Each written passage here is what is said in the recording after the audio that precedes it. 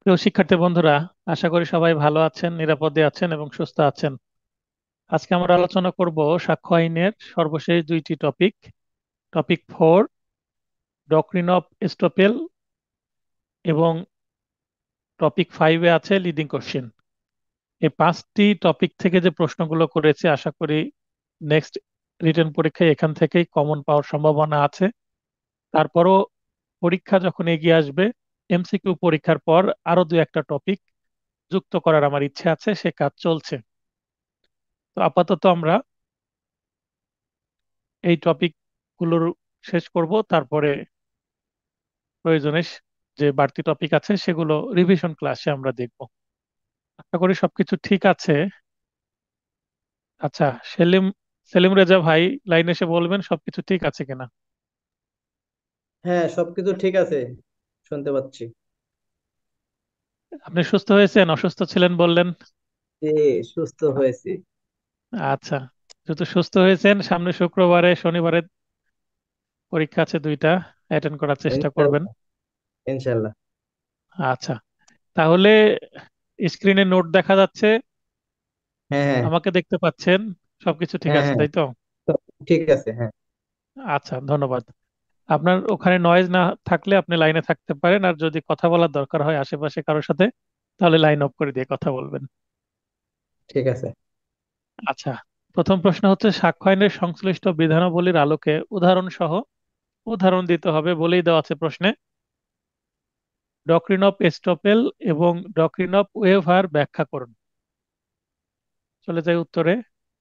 প্রতিবন্ধ নীতি অর্থাৎ doctrine of estoppel, প্রশ্ন যেহেতু ইংরেজিতে আছে, আমরা বাংলা ইংলিশ উভয়টাই ব্যবহার করব। দৈনন্দিন জীবনে মানুষ কোনো একটি বিষয় সম্পর্কে প্রথমে একরকম দাবি করে, পরে আরেক রকম দাবি করে। মানে এক মুখে দুই কথা, আমরা সাধারণ ভাষায় যেটা বলি। নয়তো তার দাবি অস্বীকার করে, মানে প্রথমে যেটা দাবি করলো পরে সেটা অস্বীকার করলো। কিন্তু বিষয়টি যদি আইনের অধীনে হয় এবং আদালতের বিচারাধীন হয়, তাহলে তার ফলাফল হয় ভিন্ন। এবং ওই ব্যক্তি তার প্রথম বক্তব্যের বিপরীতে কোনো বক্তব্য প্রদান করলে তা আদালত গ্রহণ করবে না। অর্থাৎ প্রথমে যা বলেছিল পরে কিন্তু সেটার উপরেই টিকে থাকতে হবে, ভিন্ন কিছু বললে আদালত মেনে নেবে না। অর্থাৎ কোনো ব্যক্তির কৃত কাজ বা উচ্চারিত বক্তব্য অনুসারে অপর কোনো ব্যক্তি ক্ষতিগ্রস্ত হবে না। অথবা বলা যায় যে, কোনো মোকদ্দমায় কোনো পক্ষের প্রথমবার উচ্চারিত বক্তব্যের বিপরীতে পরবর্তীতে তা অস্বীকার করা যাবে না।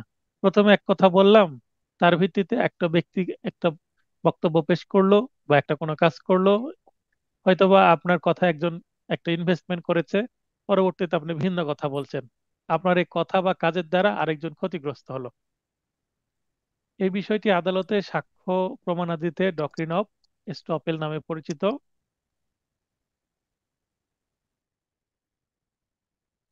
এস্টপেল শব্দটি এসেছে ফরাসি শব্দ থেকে, যার অর্থ টু স্টপ। তাহলে এটা ফরাসি শব্দ, যার অর্থ টু স্টপ, অর্থাৎ বন্ধ করা বা প্রতিরোধ করা বা বাধা দেওয়া। কি বাধা দেওয়া, কি বন্ধ করা, পরবর্তীতে ভিন্ন রকম যেন কোনো কিছু বলতে না পারে, সেই বিষয়টিকেই বাধা দেওয়া। ডক্ট্রিন অফ স্টপেল নীতিকে বাংলায় প্রতিবন্ধকতার নীতি হিসাবে অভিহিত করা হয়। অনেকে একে প্রতিবন্ধ নীতি হিসাবে আখ্যায়িত করেন। এরপরে চলে যাই আমরা আইনে। এতক্ষণ সূচনা দিলাম আইনে, যেহেতু এটা একটি ডক্ট্রিন বা থিওরিটিক্যাল কোশ্চেন, অবশ্যই আপনাকে প্রথমে কি দিতে হবে, এই ধরনের কিছু ইন্ট্রোডাক্টরি বা সূচনা বা ইন্ট্রোডাকশন দিতে হবে। তাহলে এটার উত্তর আপনি ভালো হবে, কারণ এটা পিওর থিওরিটিক্যাল কোশ্চেন বা বর্ণনামূলক প্রশ্ন। প্রতিবন্ধ নীতি সাক্ষ্য আইন 1872-এর 115, 16 এবং 117 ধারায় বর্ণিত হয়েছে। তবে প্রতিবন্ধ নীতির সংজ্ঞা দেওয়া আছে 115-তে। অত্র ধারার বিধান মতে, অর্থাৎ 115 ধারার বিধান মতে, যখন কোনো ব্যক্তি তার উচ্চারণ, ঘোষণা, কাজ বা কর্মবিরতির দ্বারা স্বেচ্ছাকৃতভাবে বা ইচ্ছাকৃতভাবে অপর কাউকে কোনো কিছু সত্য বলে বিশ্বাস করতে দেয় এবং সেই ব্যক্তিকে সেই বিশ্বাস অনুসারে কাজ করতে দেয়, তখন ওই দুই পক্ষের মধ্যে প্রথমোক্ত ব্যক্তি বা তার প্রতিনিধি উক্ত বিষয়ের সত্যতা অস্বীকার করতে পারে না। এই ধারার অন্যতম উদ্দেশ্য হলো ছলচাতুরী এবং তঞ্চকতা পূর্ণ অর্থাৎ প্রতারণাপূর্ণ আচরণ প্রতিরোধ করা এবং ক্ষতিগ্রস্ত কিংবা সংক্ষুব্ধ পক্ষকে তার আইনগত অধিকার রক্ষায় সাহায্য করা। মনে করেন আপনি দোকানে গেলেন, দোকানে গিয়ে একজনকে বললেন যে ভাই আমি কিছু জিনিসপত্র কিনবো, তো এগুলোকে, এক নম্বর জিনিস কি ভালো জিনিস? মনে করেন যে আপনি খুচরা দোকানদার, আপনি পাইকারি দোকানদারের কাছে গেলেন। এখন পাইকারি দোকান থেকে কোনো পণ্য সামগ্রী কিনলেন, এখন সে বললো হ্যাঁ এটা এক নম্বর ভালো জিনিস, কিন্তু আপনি বিক্রয় করলেন, আপনি দোকান থেকে, পাইকারি দোকান থেকে নিয়ে খুচরা দোকানে আপনি বিক্রয় করলেন। কাস্টমাররা সেটা কিনে খেয়ে দেখলো যে না এটা এক নম্বর জিনিস না, মানে ভেজাল আছে। তখন আপনাকে তো ধরবে। তখন আপনি যদি দোকানদারকে যে ধরেন, পাইকারি দোকানদারকে, তখন পাইকারি দোকানদার যদি বলে না আমি তো বলিনি যে এটা এক নাম্বার, আপনি তো কম দামে দুই নম্বর জিনিসই নিয়ে গেছেন, তার মানে আগে বললো এটা এক নম্বর, পরে বলছে যে না এটা দুই নম্বরই, এটা লো কোয়ালিটির প্রোডাক্ট ছিল, যেটা আপনি বুঝে শুনেই নিয়েছেন, তার মানে সে অস্বীকার করলো, আপনার সাথে প্রতারণা করলো। নিম্নে একটি উদাহরণের মাধ্যমে প্রতিবন্ধকতা নীতি ব্যাখ্যা করা হলো। এখানে যে উদাহরণটা দেওয়া আছে, আপনাকে এত একটা না একটা উদাহরণ দিতেই হবে, এটাই দিতে পারেন অথবা যে কোনো একটা উদাহরণ আপনি বানিয়েও দিতে পারেন। বানিয়ে উদাহরণ দিতে হলে আপনাকে অবশ্যই বুঝতে হবে নীতিটা কি। নীতিটা ক্লিয়ার হলে আপনি যে কোনো উদাহরণ বানিয়ে দিতে পারেন। একটু আগে আমি যেমন একটা উদাহরণ বানিয়ে দিলাম, জনক আসিফ একজন ব্যক্তি নূরকে বিশ্বাস করায় যে সে একখণ্ড জমির মালিক। তাহলে আসিফ নূরকে যে বলছে ভাই এই জমিটা আমার, তুমি চাইলে এটা কিনতে পারো। আসিফ ওই সম্পত্তি পেয়েছে তার বাবার কাছ থেকে উত্তরাধিকার সূত্রে। সে বলল যে হ্যাঁ এইটা উত্তরাধিকার সূত্রে আমার বাবার কাছ থেকে পেয়েছি, যদিও তার বাবার সম্পত্তি তখনও ভাগ বাটোয়ারা হয়নি এবং জমির পৃথক দাগও হয়নি। তার মানে আসিফের আরো ভাই আছে, বোন আছে, আরো উত্তরাধিকার আছে, বাটোয়ারা সূত্রে বা ওয়ারিশ সূত্রে সম্পত্তি পেলেও এখনো কি হয়নি, পৃথক সাহাম বা আলাদা আলাদা করে ভাগ করে নেয়নি।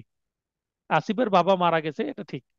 এখন নূর মনে করছে যেহেতু আসিফের বাবা মারা গেছে, আসিফ যেহেতু তার বাবার সন্তান, ছেলে, সম্পত্তি তো পাবেই, তাই নূর তার সম্পত্তি কেনার জন্য হয়তোবা কি করেছে, নূর সরল বিশ্বাসে জমিটি কিনে নেয় আসিফের কাছ থেকে, অলরেডি কিনেও ফেলেছে।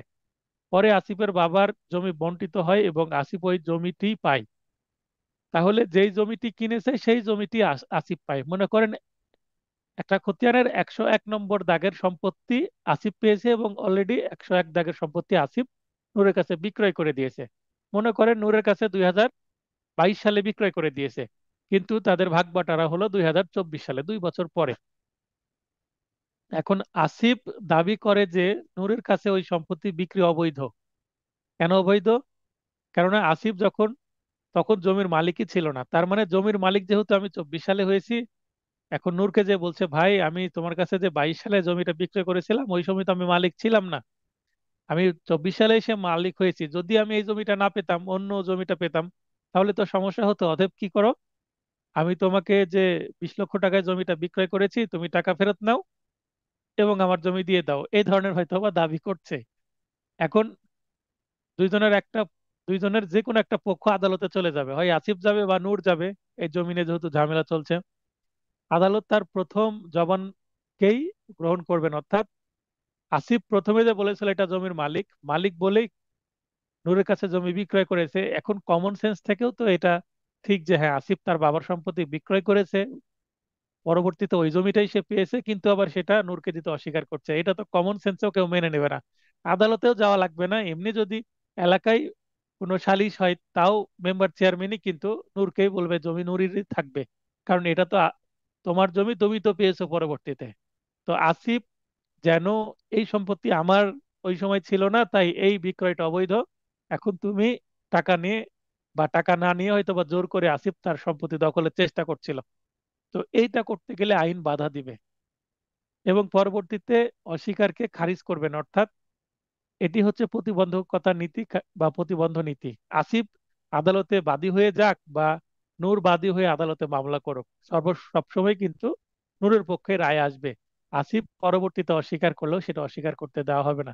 খুব চমৎকার একটি উদাহরণ। এই ধরনের আপনারা উদাহরণ এটাই ইউজ করতে পারেন, নাম পরিবর্তন করতে পারেন, ক খ ইউজ করতে পারেন, অথবা আপনারা নিজস্ব একটা উদাহরণ দিতে পারেন। এক কথায় প্রথমে একটা দাবি করলো একজন ব্যক্তি যেমন আসিফ, পরবর্তীতে তার মানে দাবি অনুসারে তার দাবি অনুসারে অন্য একজন ব্যক্তি একটা কাজ করলো, একটা ইনভেস্টমেন্ট করেছে, জমি কিনেছে, এবং পরবর্তীতে প্রথম ব্যক্তি যদি অস্বীকার করে, এই অস্বীকারটাকে আদালত ন্যায়সঙ্গত মনে করবে না। সাক্ষ্য আইনের 115 ধারা বিশ্লেষণ করলে নিম্নলিখিত প্রতিবন্ধকতা নীতির উপাদানগুলি পাওয়া যায়। এবার আমরা উপাদানগুলো দেখব।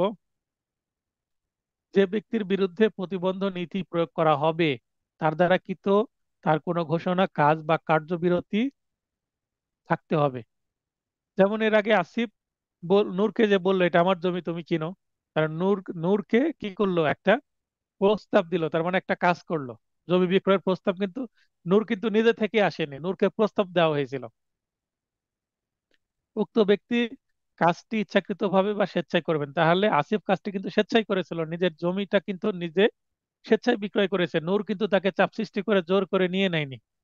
অর্থাৎ অপরপক্ষকে তার ঘোষণা, কাজ বা কার্যবিরতির দ্বারা স্বেচ্ছায় প্ররোচিত করেছিল। তাহলে জমি বিক্রয়ের কথা বলেছিল নূর, তার কথায় সম্মতি হয়ে টাকা দিয়ে জমি কিনে নিয়েছে। যার নিকট উক্তরূপ ঘোষণা কিংবা কথা উচ্চারিত হয়েছিল তিনি সেই কাজ সংঘটিত করবেন, অর্থাৎ নূরের কাছে বলল, নূর জমি কিনলো, কার্য সংগঠন হতে বিরত থাকবেন। তাহলে এখানে একটা কাজ করবেন অথবা একটা কাজ করা থেকে বিরত হবেন। এখানে কাজ করার উদাহরণ দেওয়া হয়েছে। কাজ করা থেকে বিরত বলতে মনে করেন যে একজন একটা কাজ করতে যাচ্ছে এবং একজন এসে সেটা নিষেধ করলো, করে তার ক্ষতি করলো, সে কাজটি করলো না, সেক্ষেত্রে সেটাও প্রতিবন্ধ নীতির মধ্যেই পড়বে। যিনি প্রতিবন্ধ নীতি বাস্তবায়ন চাইবেন তার নিকট উক্ত ঘোষণা, কার্য বা কার্যবৃত্তির কথা আইন ব্যতীত অন্য বিষয়ে, অর্থাৎ বস্তুগত বা ঘটনাগত বিষয় হবে। অর্থাৎ প্রতিবন্ধ নীতিটা হচ্ছে আইনের ক্ষেত্রে প্রযোজ্য হবে না। তার মানে এমন একটা বিষয় একজন নিয়ে আসছে যেখানে আইনে নিষেধ আছে। তো এখানে আইনে যেহেতু নিষেধ আছে, সেই কথার ভিত্তিতে যদি আরেকজন ব্যক্তি কোনো কাজ করে থাকে, আচ্ছা উদাহরণ দিই, মনে করেন আসিফ এখানে জমি বিক্রয় করছে না, আসিফ বলছে যে ভাই আমার কাছে কিছু গাঁজা আছে। গাঁজা একটা কি, অবৈধ একটা মাদকদ্রব্য, এটা নূরের কাছে বিক্রয় করতে চাচ্ছে।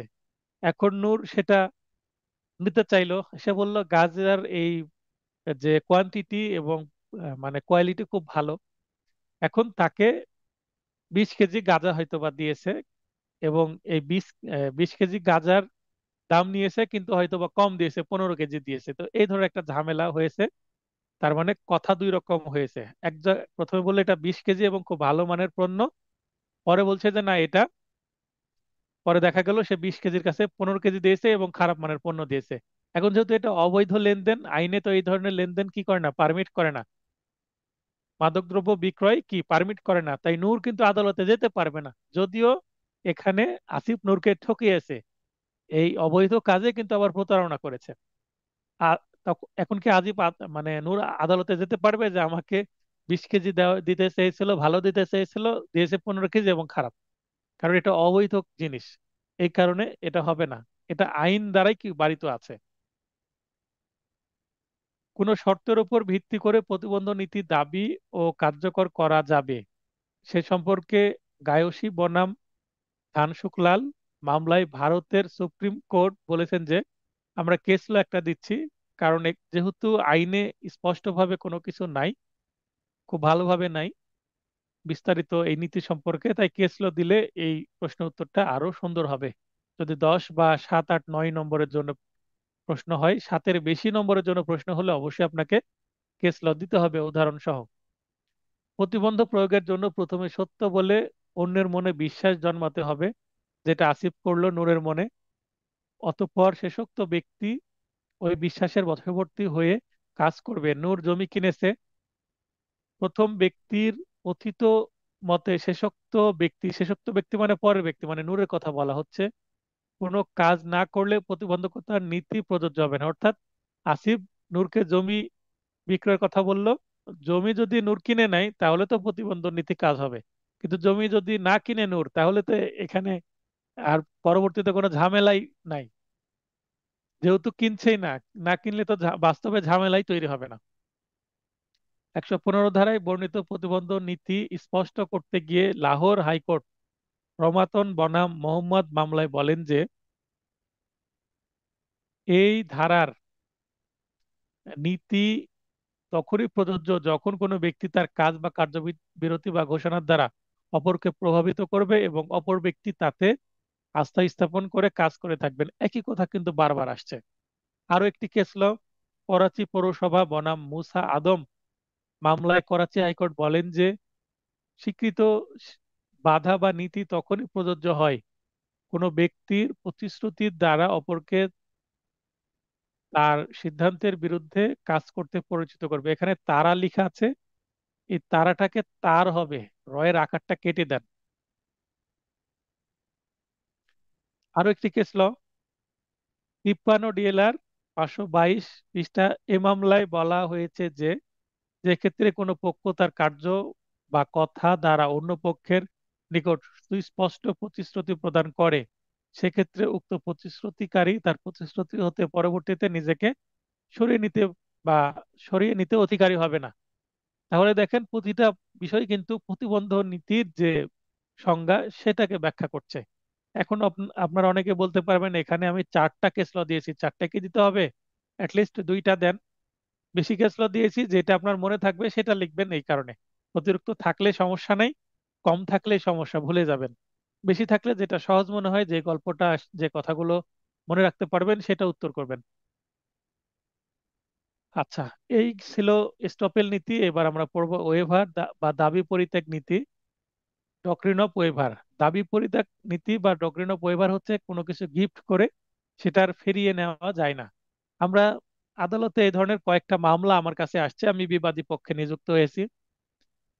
বাদী মামলা করেছে, একটা মামলায় মা তার মেয়ের নামে মামলা করেছে, মা মেয়েকে কিছু সম্পত্তি দান করেছে। তো এই সম্পত্তিটা তখন দাম কম ছিল, ভাইরাও অস্বীকার করেনি। 2-3 বছর পরে সম্পত্তির পাশে দিয়ে পাকা রাস্তা হয়েছে, সম্পত্তির দাম বেড়ে গেছে। এখন ভাইয়েরা ওই সম্পত্তি আর বোনকে দিবে না, মাকে চাপ সৃষ্টি করছে। মা সম্পত্তি তার কন্যার কাছে ফেরত চাচ্ছে, কন্যা তার দিবে না, কারণ কন্যা অলরেডি সেখানে বাড়ি তৈরি করে ফেলেছে। এখন মা কন্যা নামে মামলা করেছে, মা কন্যাকে সম্পত্তি দান করেছিল সেটা আবার ফেরত চাচ্ছে। এটা একটা কেস, এটা রিয়েল কেস। আমি কন্যার পক্ষে মামলা জবাব দিয়েছি। এখন মামলাটা 30 ধারা তদবিরের জন্য আছে, নেক্সট হয়তো বা ইস্যু গঠন হবে। না, ইস্যু গঠন হয়ে গেছে, নেক্সট এসডি, তারপরে সাক্ষী শুরু হবে। আচ্ছা, আরেকটা মামলা এই ধরনের মামলা, দাদা তার নাতিকে অর্থাৎ ছেলের ছেলেকে সম্পত্তি দান করেছে, একেবারে শহরের প্রাইম লোকেশনে জমি। এই সম্পত্তিটা যখন দান করেছে তখন সবাই রাজি ছিল। এখন দাদার সাথে নাতির সম্পর্ক খারাপ হয়ে গেছে, নাতির দেওয়া সম্পত্তি দাদা ফেরত চাচ্ছে। দাদা নাতির নামে মামলা করে দিয়েছে, এই মামলাতে আমি নাতির পক্ষে জবাব দাখিল করেছি অলরেডি। তো এইটা হচ্ছে কি, আমি একটা দাবি পরিত্যাগ করলাম, যেটা দিয়ে দিলাম একজনকে, দিয়ে দিয়ে সেটা আমি আবার ফেরত চাচ্ছি। এখন এই যে মা কন্যাকে সম্পত্তি দিল, দিয়ে আবার সেটা ফেরত চাচ্ছে, ফেরত দিচ্ছে না, মামলা করে দিল। আবার দাদা নাতিকে মানে সম্পত্তি দিয়েছে, সেটা ফেরত চাচ্ছে, আপোষে দিচ্ছে না, তাই মামলা করে সেটা ফেরত নেওয়ার চেষ্টা করছে। এই মামলায় উভয় পক্ষই দাবি করছে যে এইটা ছল চাতুরির প্রতারণার মাধ্যমে সম্পত্তিটা নেওয়া হয়েছে। তারা দাবি করছে, কারণ প্রতারণা যদি প্রমাণ করতে পারে তারা, তাহলে সম্পত্তি অবশ্যই ফেরত পাবে। তো প্রতারণা তো প্রমাণ করতে পারবে না, কারণ যে গিফট ডিড বা হেবা ডিড বা দান সত্ত্ব যে দলিল তৈরি করা হয়েছে, সেই দলিলের যে সাক্ষী, যে সেই দলিলের যে বাদীর শনাক্তকারী, এই 3জন ব্যক্তি তার পরিবারেরই। যেমন মা কন্যাকে সম্পত্তি দিল, সেখানে বাবা আছে শনাক্তকারী, এবং চাচা আছে এবং ভাই আছে কি সাক্ষী। তাহলে তারা সবাই ছিল পরিবারের, তাহলে সেটা কিভাবে প্রতারণার মাধ্যমে হলো? এগুলো আমার জবাবে আসছে। আর নাতির মামলা যেটা, সেটাতে কিন্তু ওই সন্তানেরা আছে, তার মানে পরিবারের মধ্যেই সবাই সাক্ষী আছে। অতএব এখানে হ্যাঁ, দান দান বাতিল হয় যদি প্রতারণা যদি থাকে। তারা যেমন দাবি করছে প্রতারণামূলক ভাবে নিয়েছে। যেমন এরকম অনেক হয় যে বাবাকে নিয়ে গেছে এক কাজে, কিন্তু অন্য কাজে যে প্রতারণা করে সম্পত্তি লিখে নিয়েছে, এরকম হতে পারে। আবার কি হয়েছে, বাবার পরিবর্তে বাবা সাজিয়ে অন্য একজন ব্যক্তিকে নিয়ে গেছে। মনে করেন মিস্টার রহিমের সম্পত্তি তার ছেলে নিয়ে নিচ্ছে, মিস্টার রহিমকে সাব রেজিস্ট্রি অফিসে নিয়েই যায়নি।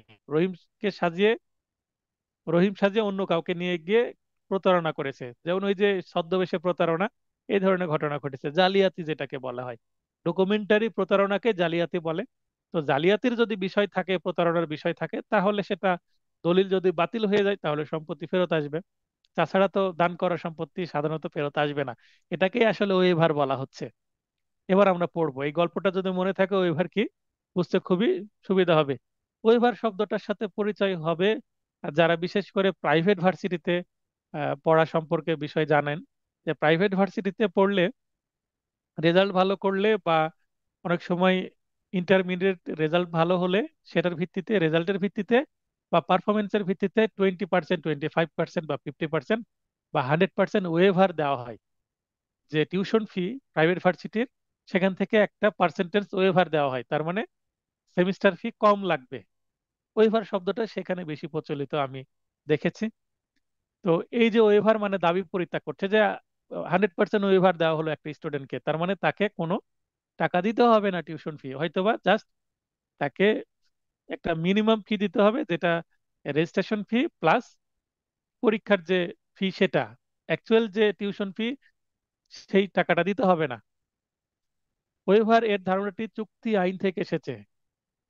তাহলে ওয়েভার কিন্তু সাক্ষ্য আইনের বিষয় না, এটা চুক্তি আইনের বিষয়। ওয়েভার বলতে দাবি পরিত্যাগকে বোঝায়।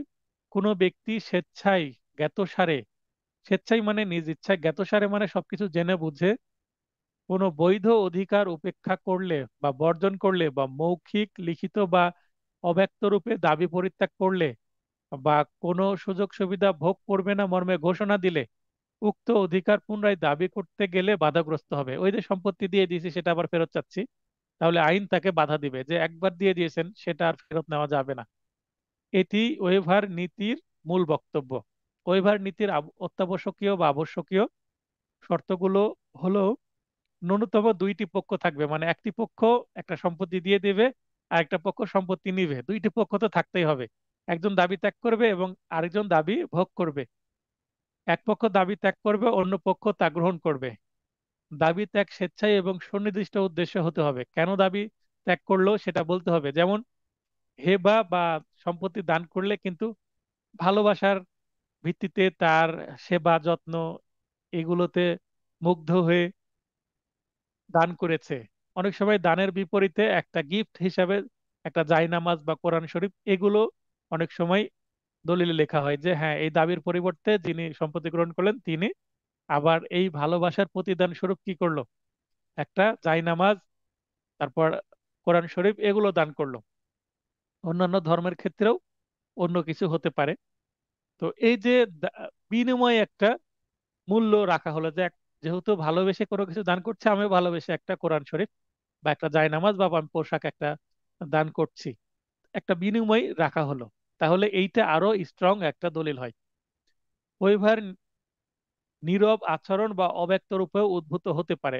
মনে করেন যে আপনার পরিবারের একজন ব্যক্তি বা আপনার ফ্রেন্ড সার্কেলের একজন আপনার একটা, মনে করেন বই পড়তে নিয়ে গেল, নিয়ে গিয়ে আর ফেরত দিল না, আপনি সেটা আর চাইলেনও না। এখন সে ধরে নিল যে এটা সে দাবি ত্যাগ করেছে, আমাকে গিফট দিয়ে দিয়েছে।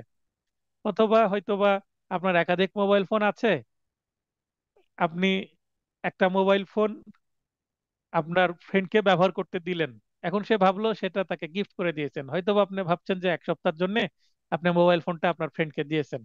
কেন দিয়েছেন? হয়তোবা তার মোবাইল ফোন হারিয়ে গেছে বা নষ্ট হয়ে গেছে, রিপেয়ারে দিয়েছে। তো এক সপ্তাহ ব্যবহারের জন্য আপনার একাধিক মোবাইল ফোন আছে, আপনি একটা দিয়ে দিলেন ব্যবহারের জন্য। এখন সে সেটা পার্মানেন্ট চিন্তা করে নিয়ে নিল, কিন্তু আপনি সেটা পার্মানেন্ট চিন্তা করে দেননি। তো সে ভাবলো যখন রিপেয়ার হয়ে যাবে তখন আমাকে দিয়ে দিবে। তার ফোন রিপেয়ার হয়ে গেল, সে ফোনটা ব্যবহার করছে এবং আপনার ফোনটা আপনাকে ফেরত দিল না, আপনি আর চাইলেন না। তার মানে আপনাদের মানে যে রিলেশনশিপ সেটা ভালো আছে। সেটা আপনার বোনের সাথে হতে পারে, পরিবারের সাথে হতে পারে, অথবা এনি কাইন্ড অফ রিলেশনশিপ। যে আপনি একটা মোবাইল ফোন তাকে গিফট করে দিলেন এবং এইটা আপনি ব্যবহারের জন্য দিয়েছেন, আপনি বলে দেননি যে এটা গিফট, তুমি রেখে দাও। কিন্তু সে ব্যবহার করতে শুরু করলো, সেটা আপনাকে ফেরত দিল না। এক সপ্তাহ, 2 সপ্তাহ, 1 মাস হয়ে গেল, তার মোবাইল ফোন রিপেয়ার হয়ে গেছে, সে দুইটাই ব্যবহার করছে, আপনি আর চাইলেন না। তাহলে এই যে মুখে আপনি বললেন না যে এটা তোমার গিফট, কিন্তু সে ধরে নিল যেটা আমাকে দিয়ে দিয়েছে। এটা হচ্ছে অব্যক্ত রূপে, মানে প্রকাশিত না। এরকম অনেক সিচুয়েশন হতে পারে যে একটা মানুষ একটা কিছু নিয়ে নিল আর ফেরত দিল না, আপনি আর চাইলেন না, তার মানে সে ভেবে নিল এটা আমার গিফট। যেখানে ওয়েভার থাকবে সেখানে আবশ্যিকভাবে এস্টোপেলও বিদ্যমান থাকবে। এখানে ওয়েভারটা কেন আমরা আলোচনা করছি, সাক্ষ্য আইনের কোথাও কিন্তু ওয়েভারের কথা বলা নাই, কারণ এস্টোপেলের সাথে একটা জড়িত আছে বিষয়টা। আচ্ছা, আপনার স্টপেলে হচ্ছে একজন কোনো কিছু ঘোষণা দিল বা কাজ করলো, তার ভিত্তিতে আরেকজন একটা কাজ করলো। আর ওয়েবার হচ্ছে একটা, তার মানে সিচুয়েশন হচ্ছে প্রথমে একজন কোনো কিছু ঘোষণা করবে এবং দ্বিতীয়ত সেটা পরবর্তীতে সে অস্বীকার করবে। তার মানে অস্বীকারের যে বিষয়টা, ফার্স্ট স্টেপে কোনো কিছু ঘোষণা করলো স্টপ এলে, দ্বিতীয় দ্বিতীয় স্টেপ কি, কোনো কিছু অস্বীকার করছে। ওয়েভারের ক্ষেত্রেও ফার্স্ট স্টেপ হচ্ছে কোনো কিছু গিফট করছে, দ্বিতীয় স্টেপ কি, ওই যে সেম কোনো কিছু অস্বীকার করছে। তার মানে ওয়েভার হোক আর স্টপেল হোক, দ্বিতীয় স্টেপ কি হবে, কোনো কিছু অস্বীকার করবে, যে দান করেছিল বা যে ঘোষণা করেছিল সে। এই কারণে ওয়েভারের সাথে স্টপেলের একটা মিল আছে এবং প্রাসঙ্গিক একটা বিষয়, এই কারণে এটা আলোচনা করা হয় এবং বিগত সালে প্রশ্ন ওয়েভার নিয়েও হয়েছে। যদিও এটা চুক্তি আইনের একটা বিষয় এবং চুক্তি আইন কিন্তু আমাদের কোথায় নাই, বার কাউন্সিলের পড়াতে নাই। তবুও কিন্তু আমরা এসআর অ্যাক্টের মধ্যে চুক্তি আইনের অনেক কিছুই পড়ি। আচ্ছা, পদমপদ সুগার মিলস বনাম স্টেট অফ উত্তরপ্রদেশ এবং অন্যান্য, এটা ভারতীয় একটা আইন। এই মামলায় বলা হয়েছে ওয়েভার অর্থ হলো কোনো অধিকার পরিত্যাগ করা এবং এটি ব্যক্ত এবং অব্যক্ত উভয় ভাবেই হতে পারে। কিন্তু ওয়েভারের মৌলিক শর্ত হলো তা জেনে শুনে স্বেচ্ছামূলক কাজ হবে। কোনো কাজ ওয়েভার বলে গণ্য হবে না যদি না যে ব্যক্তি অধিকার পরিত্যাগের কথা, যে ব্যক্তির অধিকার পরিত্যাগের কথা বলা হচ্ছে বা হয়েছে তাকে তার উক্ত অধিকার সম্পর্কে পুরোপুরি জানানো হয় এবং সে ইচ্ছাকৃতভাবে অধিকার পরিত্যাগ করে। এখানে একটা বানান সংশোধন হবে, এই যে এখানে ইচ্ছাকৃতভাবে হবে, উটা ই কার, ই করে দেন, ইচ্ছাকৃতভাবে।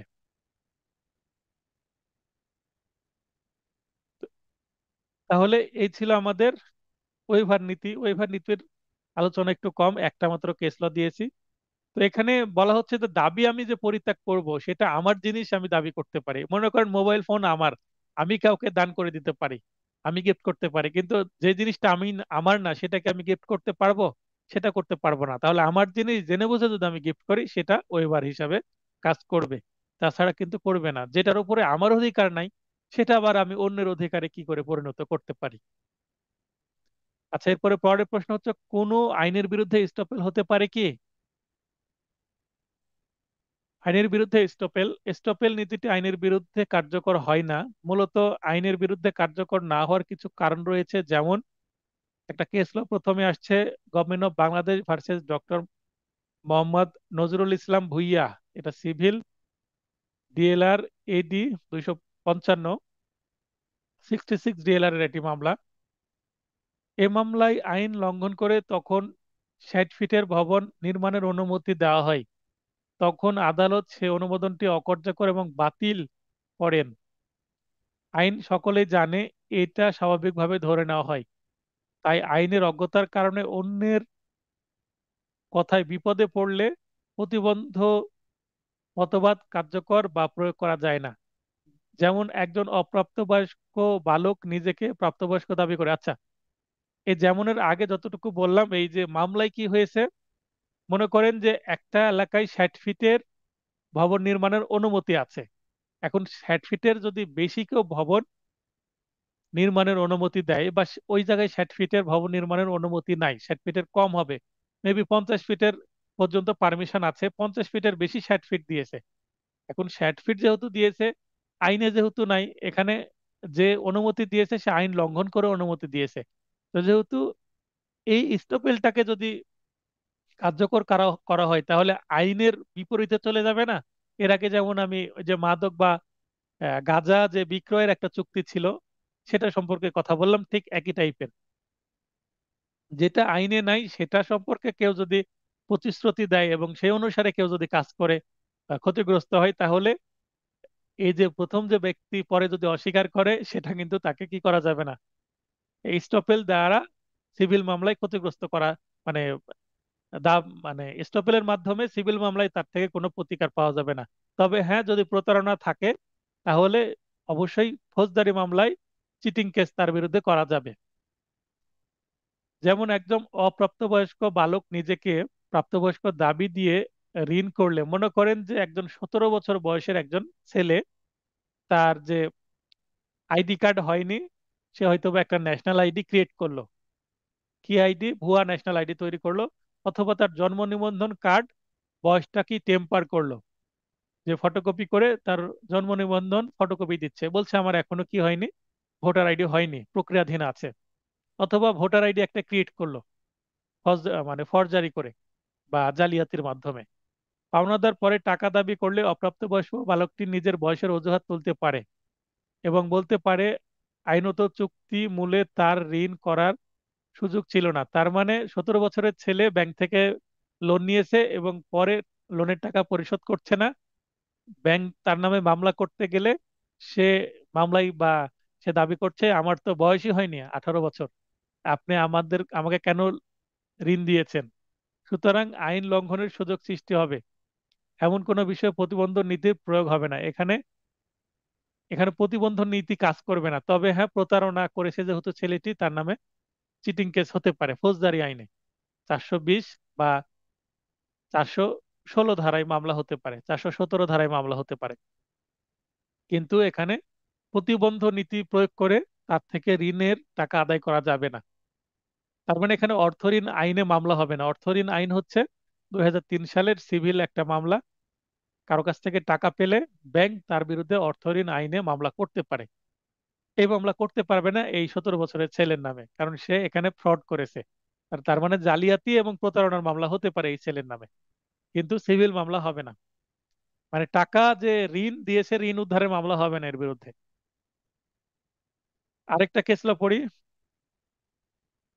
জ্ঞানেন্দ্র চন্দ্র মজুমদার ভার্সেস ধীরেন্দ্র চন্দ্র সাহা, এই ডিএলআর এর মামলা। যখন আদালতের নজরে কোনো আইনের বিধান আনা হয়, তখন আদালত সেই বিধান অনুসারে কাজ করতে বাধ্য। তার মানে আইনে যেটা আছে সেটা করবে, আইনের বাইরে গিয়ে করতে পারবে না, কারণ আইন প্রতিবন্ধ নীতির ঊর্ধ্বে, অর্থাৎ প্রতিবন্ধ নীতির মাধ্যমে আইনকে ভঙ্গ করা যায় না, অর্থাৎ আইনকে ভিন্ন কিছু খাতে নিয়ে যাওয়া যাবে না। আইনে যেমন আছে তেমনই থাকবে, প্রতিবন্ধ নীতির অজুহাতে আইনকে ব্যবহার করা যাবে না, তার মানে আইনের বিরুদ্ধে প্রতিবন্ধ চলে না। এবার প্রবলেমেটিক প্রশ্ন, ক ইচ্ছাকৃত এবং মিথ্যাভাবে খ কে বোঝায় যে সে, অর্থাৎ ক কিছু জমির মালিক এবং এর ফলে সে খকে প্রলুব্ধ করে তা কিনতে ও মূল্য পরিশোধ করতে, ওই যে আসিফ এবং নূরের যে আমরা উদাহরণ দিলাম সেইভাবে। ক পরবর্তীতে ওই সম্পত্তির মালিক হয় এবং বিক্রয় বাতিলের ঘোষণা করে দাবি করে যে বিক্রয় সময় তার সত্য ছিল না। তার মানে আসিফ আদালতে মামলা করেছে ওই বিক্রয় যে দলিল সেটা বাতিলের। ক এর দাবির বৈধতা নিরূপণ করুন, আসিফ যে আদালতে মামলা করলো যে নূরের কাছে যে জমি বিক্রয় করেছে 22 সালে, সেটা অবৈধ, তাহলে এটা কি হবে, এই দাবির বৈধতা কি নিরূপণ করলে সেই স্টপেল দ্বারা বাধিত হবে। তাহলে ঘটনা, বিচার্য বিষয়, প্রাসঙ্গিক আইনে আমরা 115 ধারা সাক্ষ্য আইনের বলে দেব স্টপেল নীতি সম্পর্কে। এরপরে আমরা সিদ্ধান্তে কি বলবো, আলোচ্য প্রশ্নের তথ্য সমূহ 115 ধারার বিধান মতে বলা যায় যে ক ইচ্ছাকৃত ও মিথ্যাভাবে খ কে বুঝাই যে সে, এখানে যে ঘটনা আছে সে ঘটনাটা একটু সংক্ষিপ্তভাবে রিপিট করব, তারপরে ক পরবর্তীতে ওই সম্পত্তির মালিক হয় এবং বিক্রয় বাতিলের প্রার্থনা করে দাবি করে যে বিক্রয় সময় তার সত্য ছিল না, হুবহু ঘটনাটা এখানে আসছে। ক এর উক্ত দাবি বৈধ নয়। এই যে এতটুকু কিন্তু উত্তর, মূল উত্তর হচ্ছে ক উক্ত দাবি বৈধ নয়, কেননা তা প্রতিবন্ধ নীতি দ্বারা বাধাগ্রস্ত হবে। এই যে পিঙ্ক হাইলাইটেড অংশটুকুই কিন্তু মূল উত্তর, আর বাদ বাকি হচ্ছে ঘটনা এবং 115 ধারার বক্তব্য পেশ হবে। হ্যাঁ, তো যেটা আলোচনা করছিলাম, আরেকটি প্রবলেমেটিক প্রশ্ন, জনাব আকরাম অবিভক্ত পৈতৃক বসতবাড়ির একজন অন্যতম মালিক। তার মানে বাবার সম্পত্তি সেটা এখনো ভাগ বাটোয়ারা হয়নি, তার একজন মালিক হচ্ছে আকরাম। ওই বাড়িতে তার অংশ তিনি তার ভাই বোনদেরকে ভোগ করতে দিয়ে 15 বছর যাবৎ বিদেশে অবস্থান করছেন। ভোগ করতে দিয়েছেন, দান করে দেননি এ কথা কিন্তু বলা নাই, বা দাবি পরিত্যাগ করেছেন সেটা বলেনি। বাড়ি ফিরে তিনি তার অংশ দাবি করা থেকে কি বারিত হবেন? 15 বছর পরে আসছেন, মানে ইচ্ছাকৃতভাবে ভোগ করতে দিয়েছে। এখন আমরা জানি তামাদি আইনের 28 ধারায় কি আছে, জবরদখল বা অ্যাডভার্স পজেশন। অ্যাডভার্স পজিশন হতে হলে জোর করে 12 বছর ভোগ করতে হবে। এখানে তো 15 বছর ভোগের কথা বলা হয়েছে, কিন্তু সেটা ইচ্ছাকৃতভাবে, জোর করে না। তার মানে ভাই পারমিশন দিয়েছিল যে হ্যাঁ, এটা তোমরা ভোগ দখল করো, আমি যখন আসবো তখন আবার এটা ফেরত নিব। আপনার উত্তরের পোষকতায় যুক্তি প্রদর্শন করুন, অর্থাৎ দাবি করতে পারবে কিনা, দাবি করলে আকরামের দাবিটা বারিত হবে কিনা, অর্থাৎ এখানে এস্টপেল বা ওয়েভার নিতে আসবে কিনা সেটাই জানতে চাওয়া হয়েছে। তাহলে ঘটনা, বিচার্য বিষয়, প্রাসঙ্গিক আইন, এখানে 116 ধারাটা আসবে, 115 নয়। 116 ধারায় কি আছে?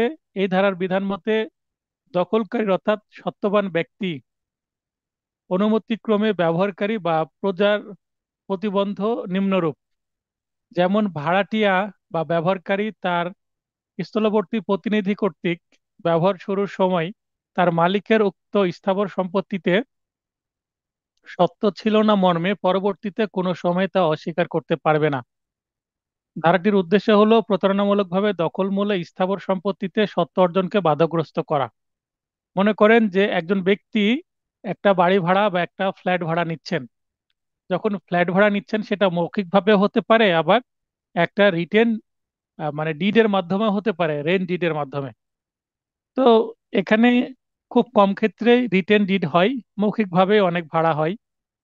তো এই যে বাসায় উঠলো, ওঠার সময় যিনি ভাড়াটে হিসাবে কোনো বাসায় উঠছেন, তিনি তো এটা মেনে নিচ্ছেন যে এইটা যার কাছ থেকে ভাড়া নিচ্ছেন তিনি মালিক, এবং প্রতি মাসে তিনি ভাড়া বাবদ এত টাকা পে করবেন।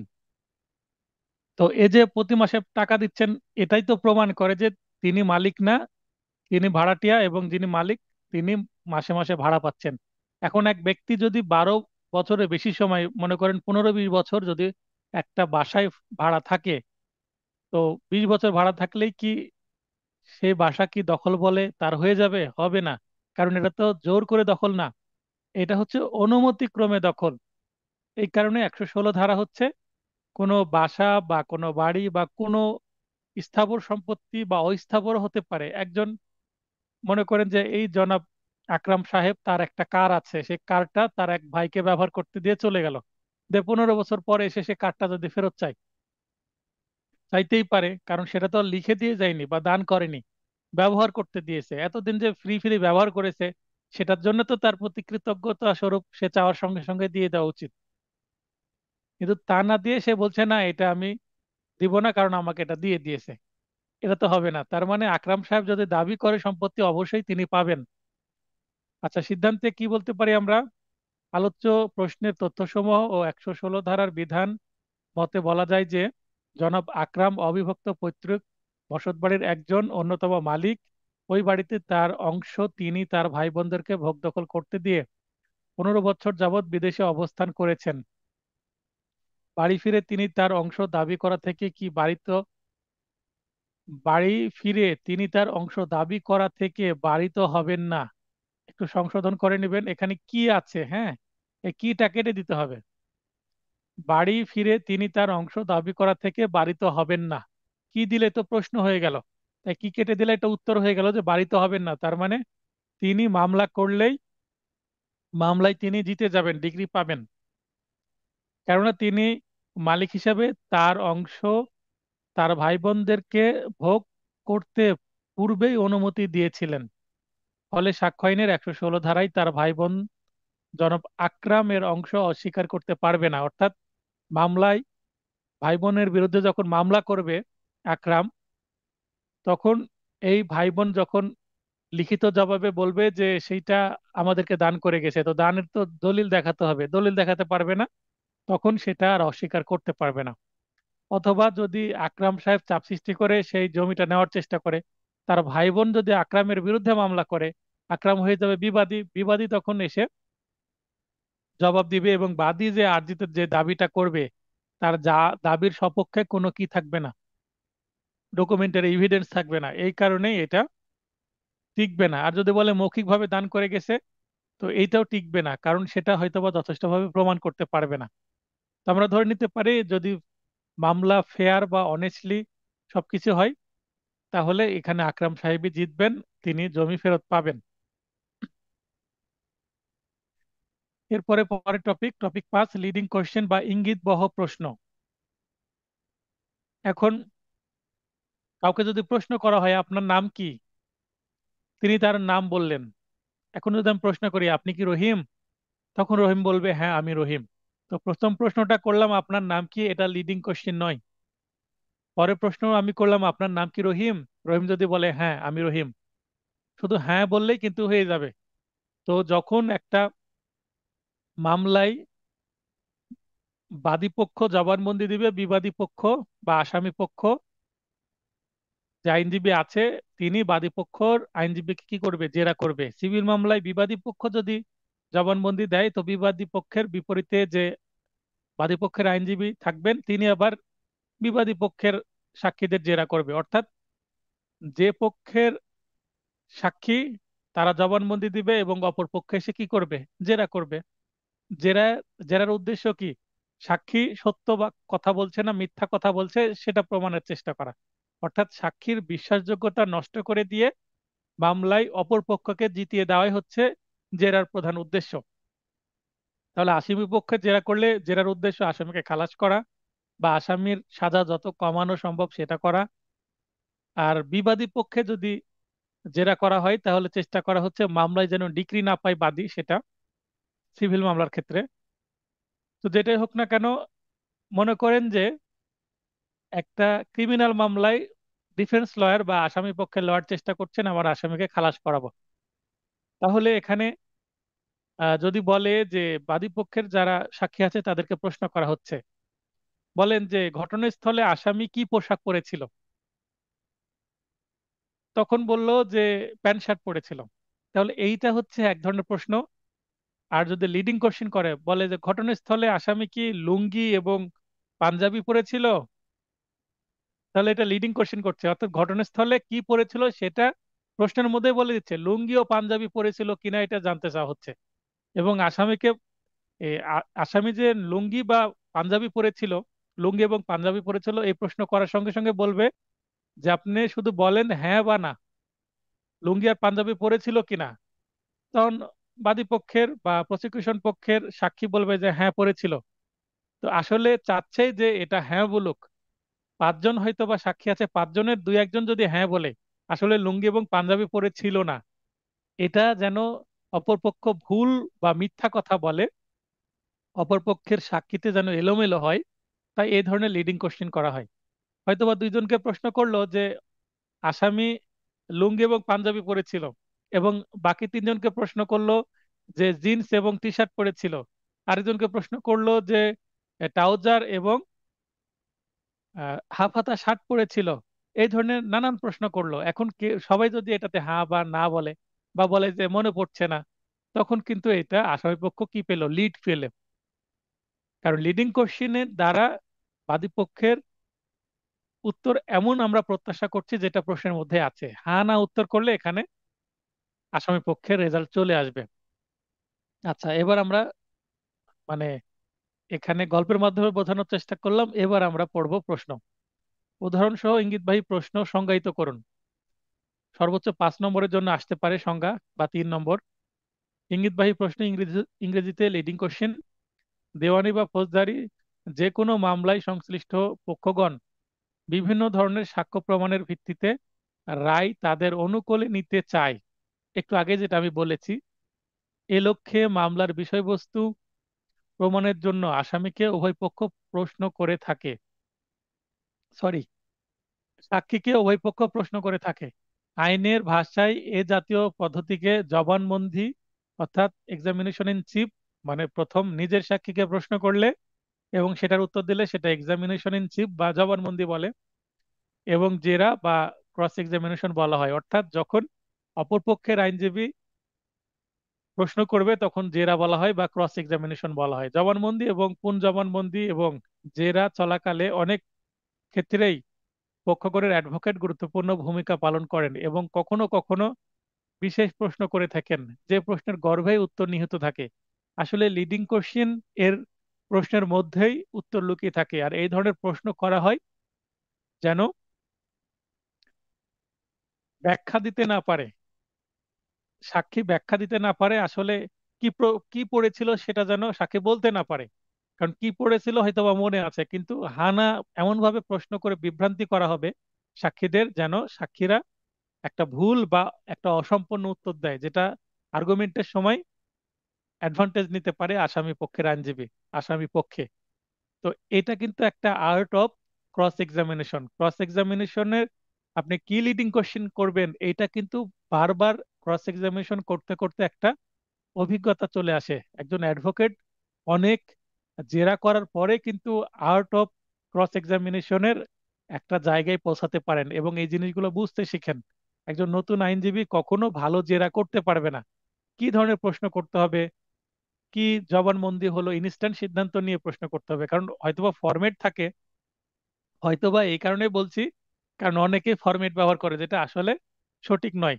মানে মনে করেন একটা মাদকের মামলা, একটা যৌতুকের মামলা, একটা নারী শিশুর মামলা, তো এক এক ধরনের মামলায় সিনিয়র বলে দেয় এই প্রশ্নগুলো করবেন, মানে বাড়ি থেকে ওই প্রশ্নগুলো লিখে নিয়ে আসছেন।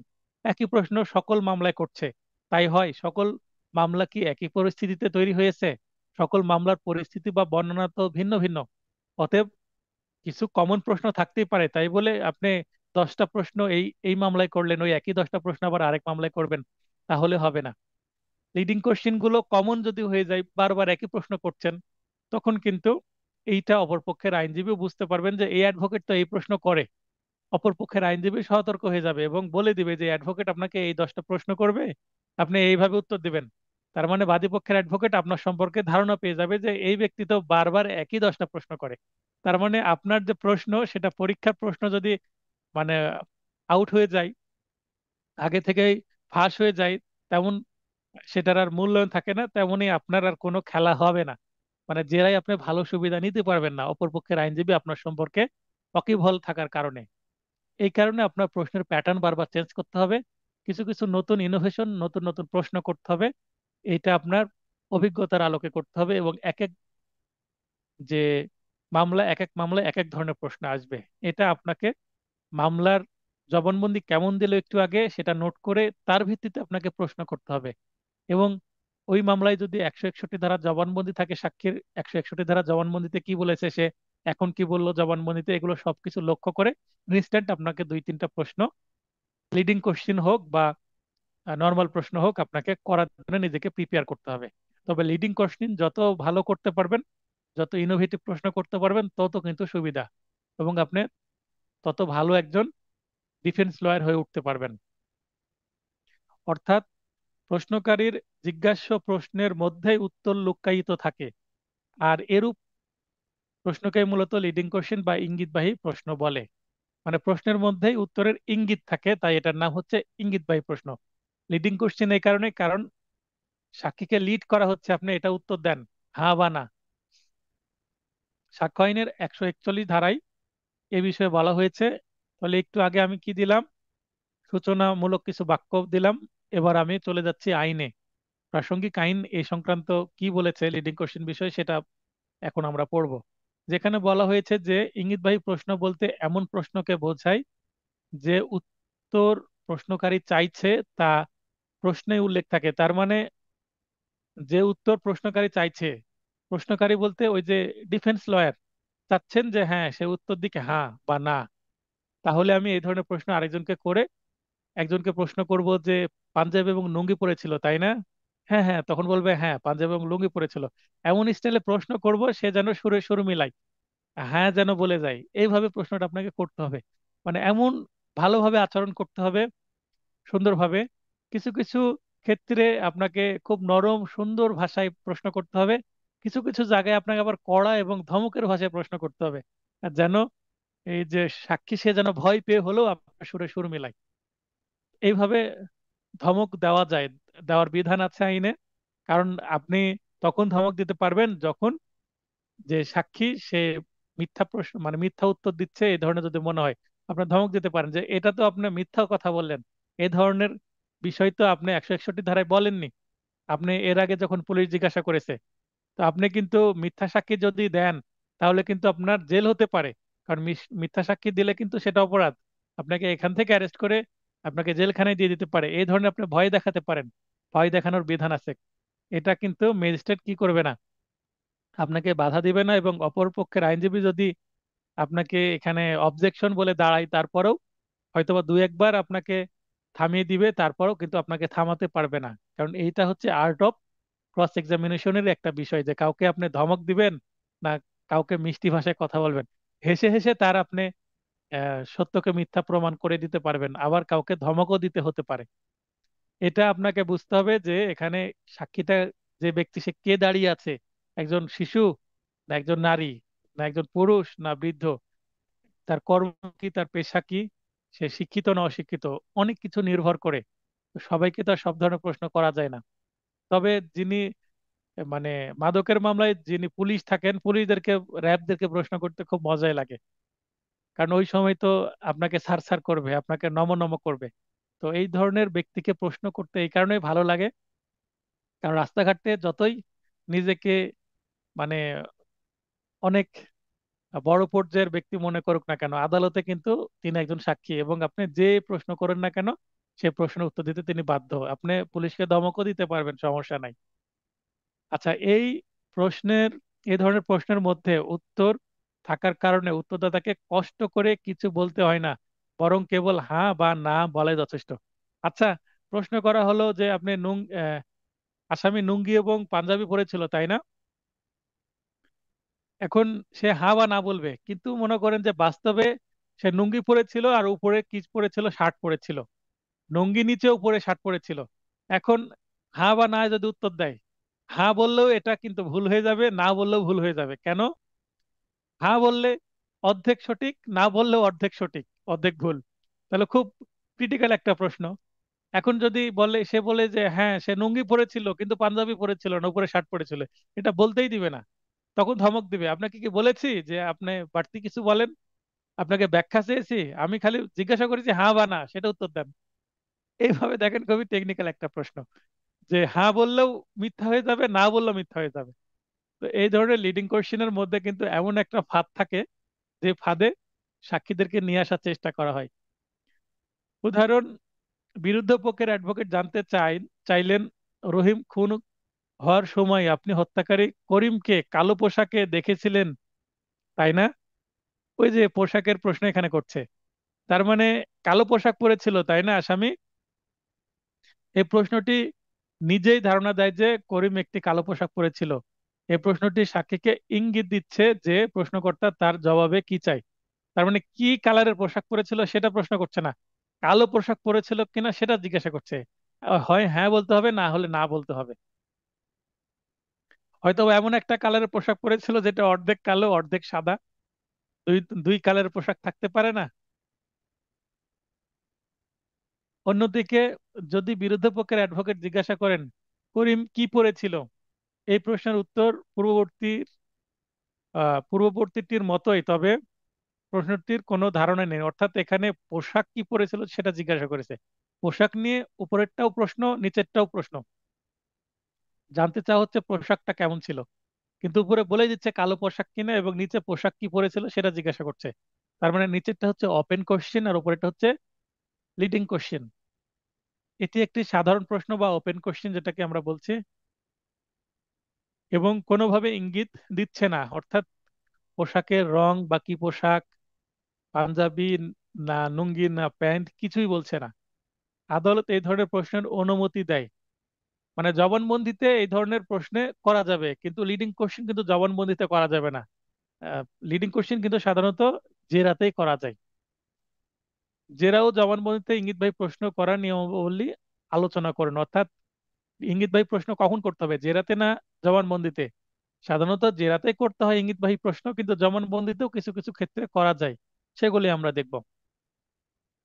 সাক্ষীকে ইঙ্গিতবাহী প্রশ্ন যখন করা যায় না, মানে লিডিং কোশ্চেন করতে দেওয়া হবে না, 142 ধারায় আছে, তাহলে লিডিং কোশ্চেনের সংজ্ঞা পাচ্ছে 141-এ, এবং কোথায় করা যাবে কোথায় করা যাবে না এটা 142-এ। 142 ধারায় উল্লেখ করা হয়েছে যে বিরুদ্ধ পক্ষ যদি আপত্তি করেন, মানে আসামি পক্ষ এসে যদি বলে যে আপনি তো নিজেই বলে দিচ্ছেন, মনে করেন যে বাদী পক্ষ বা প্রসিকিউশন পক্ষের যিনি পিপি আছেন, অথবা সিআর মামলা হলে পার্সোনাল যিনি লয়ার, ফাইলিং লয়ার, তিনি দাঁড়ালেন, দাঁড়িয়ে বলছে বলেন কত তারিখে আপনাকে বাড়ি থেকে তাড়িয়ে দিয়েছে, তখন বাদী বলবে তারিখটা, এটাই তো স্বাভাবিক। তার মানে এটা হচ্ছে ওপেন কোশ্চেন বা সাধারণ প্রশ্ন, অথবা ঘটনা বাদীকে বলতে হবে। এখন বাদী ঘটনা ঠিকভাবে বলতে পারছে না, অশিক্ষিত, বা তারিখ বলতে পারছে না, তখন তার আইনজীবী জবানবন্দি বা এক্সামিনেশন ইন চিফ গ্রহণের সময় বলছে, আচ্ছা আপনাকে গত 10-10-2024 এই তারিখে তাড়িয়ে দিয়েছে তাই না? তার মানে তারিখটা কিন্তু নিজে মুখে উচ্চারণ করেই দিচ্ছে, তার মানে এটা লিডিং কোশ্চেন। অপরপক্ষের আইনজীবী কিন্তু নিষেধ করবে, অথবা ম্যাজিস্ট্রেটই বলবে এই প্রশ্ন আপনি করতে পারেন না, কারণ প্রশ্নের মধ্যে তো উত্তর লুকিয়ে আছে। তাহলে বাদীর মুখ থেকে আমি কি প্রত্যাশা করব? বাদী আসলে জানে কিনা ঘটনা, বা ঘটনা বলতে পারছে কিনা, এটা তো আর বোঝা যাবে না। অর্থাৎ বাদীর মুখের কথা আপনি বলে দিচ্ছেন। তার মানে জবানবন্দিতে লিডিং কোশ্চেন করলে বাদী আসলে কোনো বক্তব্য জানে কি জানে না, সেটার ক্রেডিবিলিটি থাকে না। তবে একজন সাক্ষীর জবানবন্দি অর্থাৎ এক্সামিনেশন ইন চিফ ও কোন জবানবন্দি গ্রহণকালে ইঙ্গিতবাহী প্রশ্ন জিজ্ঞাসা করা চলবে না। যদি আপত্তি উত্থাপন করে, অবশ্যই আপত্তি করবে বারবার এই ধরনের প্রশ্ন করলে। এছাড়া যে সকল বিষয় ভূমিকামূলক বা অবিসংবাদিত কিংবা পূর্বেই পর্যাপ্ত প্রমাণিত হয়েছে বলে আদালত মনে করেন, সেই সকল বিষয় ইঙ্গিতবাহী প্রশ্ন করতে আদালত অনুমতি দিতে পারেন। আচ্ছা, মনে করেন বাদীকে প্রশ্ন করলে একটি যৌতুক মামলায় যে এ মামলার বাদী আপনি তাই না, এটা একটা কি লিডিং কোশ্চেন, তো এই প্রশ্ন করলে কোনো সমস্যা নাই। তারপরে যদি প্রশ্ন করে আপনার নাম রহিমা তাই না, এটাও করা যাবে, কারণ বাদীর নিজের নাম তো বলতে পারবে, এটাও হয়তো বা সমস্যা হবে না।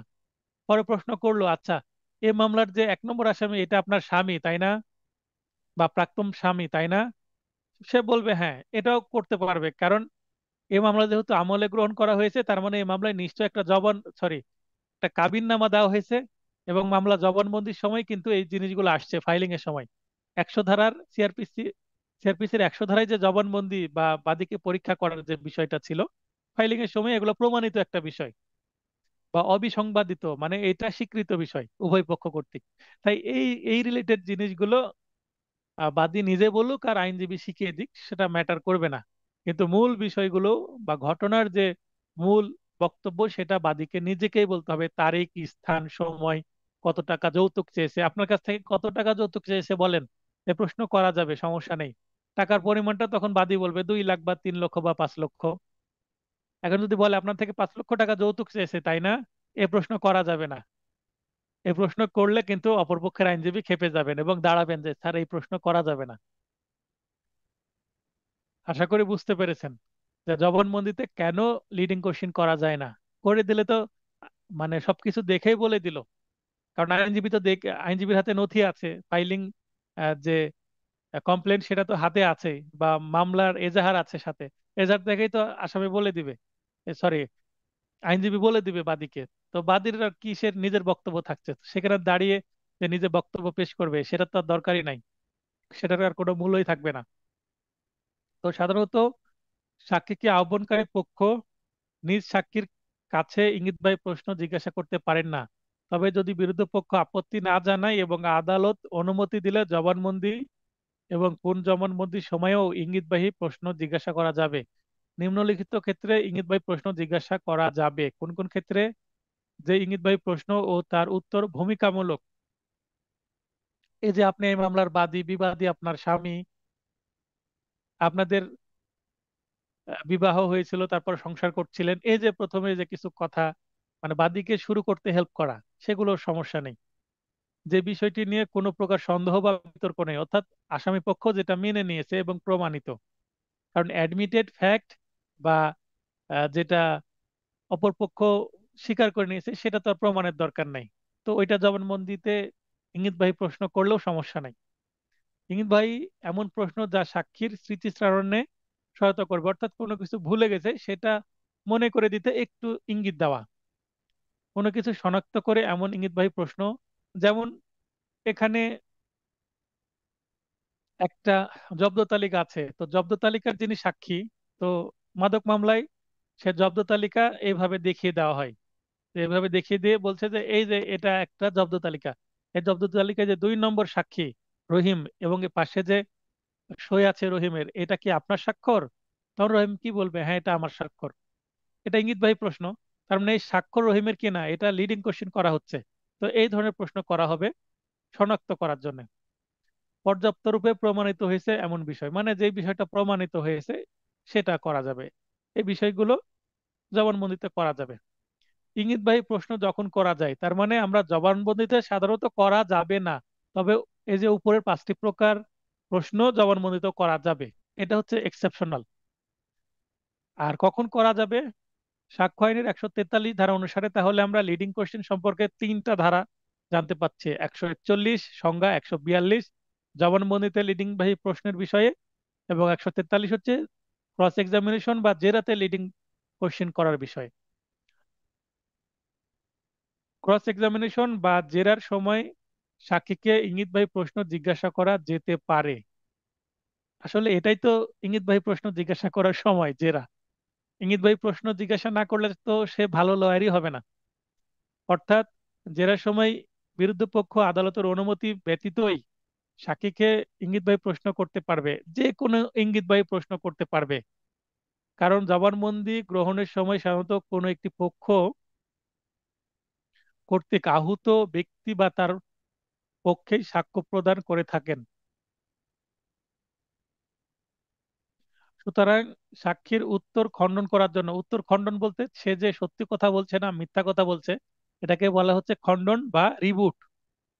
বিরোধী পক্ষ জেরার সময় ইঙ্গিতবাহী প্রশ্ন জিজ্ঞাসা করতে পারেন। এটা হচ্ছে মূল বক্তব্য।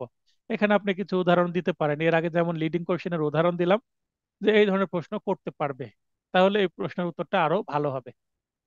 তো এই ছিল আজকের আলোচনার বিষয়। আজকের আলোচনার বিষয়ে 2টা টপিক আমরা পড়লাম: ডক্ট্রিন অফ এস্টপেল এবং ওয়েভার। আর পরেরটাতে ছিল লিডিং কোশ্চেন। তো লিডিং কোশ্চেন এবং সাধারণ কোশ্চেনের মধ্যে পার্থক্য কি, এ ধরনের প্রশ্ন আসতে পারে, যেটা এখানে নাই, আপনাদের বানিয়ে লিখতে হবে। সাজেশনে থাকবে, অ্যানসারিং হিন্ট দিয়ে দিব, ক্লাস টেস্টের মাধ্যমে আলোচনা করা হবে। এবং আমি দ্রুত এটা শেষ করছি, আমরা যখন রিভিশনে যাব তখন আমি আরেকটা পিডিএফ নোট দিব যেখানে সাজেশন থাকবে এবং সেখানে অ্যানসারিং হিন্ট কিছু থাকবে, কিছু আবার থাকবে না।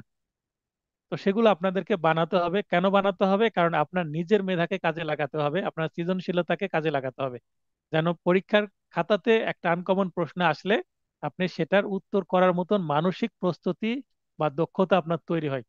আমি আপনাকে সবকিছু রেডি করে দিব না, রেডি করে দিলে কি হবে, আপনার সৃজনশীলতা নষ্ট হয়ে যাবে।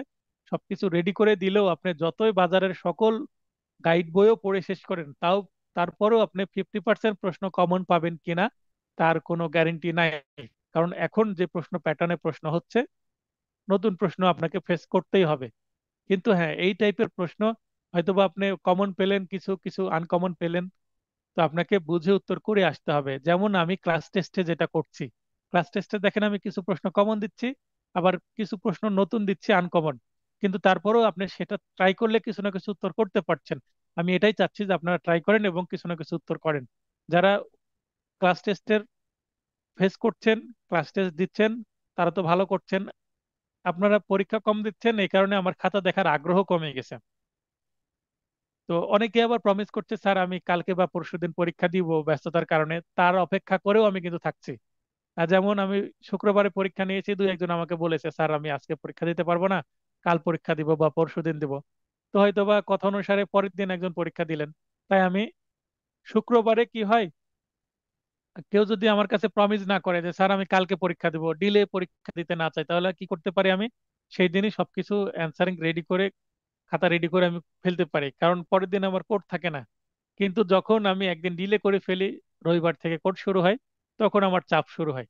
যেমন যখনই আমি 2 দিন দেরি করব খাতা দেখতে, তখনই আমি আর মানে আরো বেশি দেরি হয়ে যাবে, চেষ্টা করে তখন হবে না। তো এরকমই হবে। তো যাই হোক, যেহেতু পরীক্ষা আমাদের আরো দেরি আছে এখনো। ফর্ম ফিল আপের ডেট হয়নি, এমসিকিউ এর, এমসিকিউ হবে রিটেন তারপরে। অতএব আমাদের সময় আছে। তো যেভাবে চলছে আমরা চলুক। যখন আমরা রিভিশন ক্লাস শুরু করব, মডেল টেস্ট শুরু করব, তখন তো নিশ্চয়ই যেদিনকে পরীক্ষা নেব সেদিন বা তার পরের দিনই আমি রেজাল্ট দেওয়ার চেষ্টা করব। ইতিপূর্বে দিয়েছি, একটু দিলে হলেও ক্ষমা সুন্দর দৃষ্টিতে দেখবেন। মানে আমার আগ্রহ কমে গেছে আপনারা পরীক্ষা যেহেতু কম দিচ্ছেন এই কারণে। এটা কিন্তু বাস্তবতা। অনেকে পরীক্ষা দিলে একটা মানসিক চাপ থাকে, আমাকে খাতা দেখতেই হবে, শেষ করতে হবে। তবে যারা পরীক্ষা দিচ্ছেন একটু ধৈর্য ধরেন, তাদের প্রতি আমি অবশ্যই আনন্দিত যে আপনারা পরীক্ষা দিচ্ছেন। তো ঠিক আছে, যেহেতু কারো প্রশ্ন থাকলে প্রশ্ন করেন, আর প্রশ্ন না থাকে আমি ক্লাসটি শেষ করে দেব। যেহেতু কেউ প্রশ্ন করছেন না, তাহলে আমি ধরে নিতে পারি ক্লাসটি চমৎকার হয়েছে, আপনারা ভালো উত্তর করছেন। তো সবার সুস্বাস্থ্য কামনা করে ক্লাসটি শেষ করছি।